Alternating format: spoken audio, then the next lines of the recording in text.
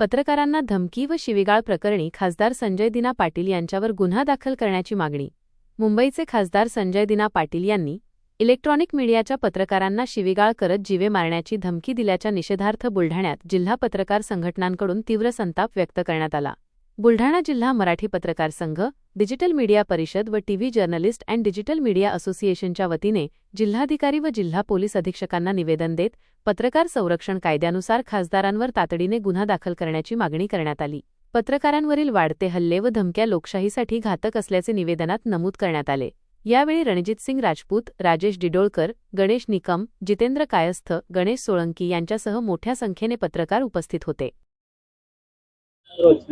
संपूर्ण महाराष्ट्रामध्ये एक प्रकरण गाजते पत्रकारांना शिवीगाळ केल्याचं.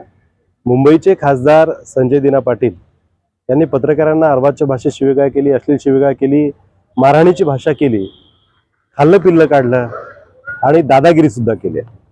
आणि असे जे आहेत, जे संसदेचे लोकसभेचे सदस्य आहेत, अशा लोकप्रतिनिधींकडून असं उद्धट वर्तन अपेक्षित नाही आहे. पत्रकारिता हा लोकशाहीचा चौथा आधारस्तंभ आहे. पत्रकार समाजहितासाठी लेखणी आपली झिजवतात.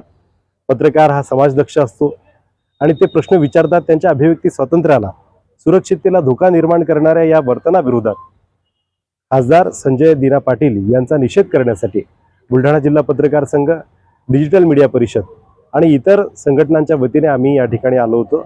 आज जिल्हाधिकारी महोदयांना आपण निवेदन दिलंय, जिल्हा पोलीस अधीक्षक यांना पण निवेदन दिले, मुख्यमंत्र्यांना हे निवेदन आपण प्रेषित करतोय, पाठवतोय आणि ते जिल्हाधिकारी आणि जिल्हा प्रशासनाच्या मार्फत पाठवतोय.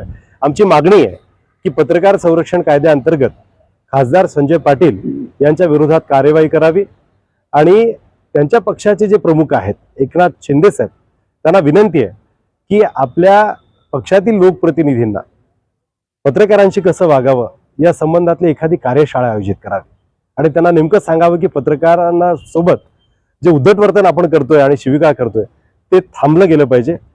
म्हणून ही विनंती आमची मुख्यमंत्र्यांना आहे, उपमुख्यमंत्र्यांना आहे.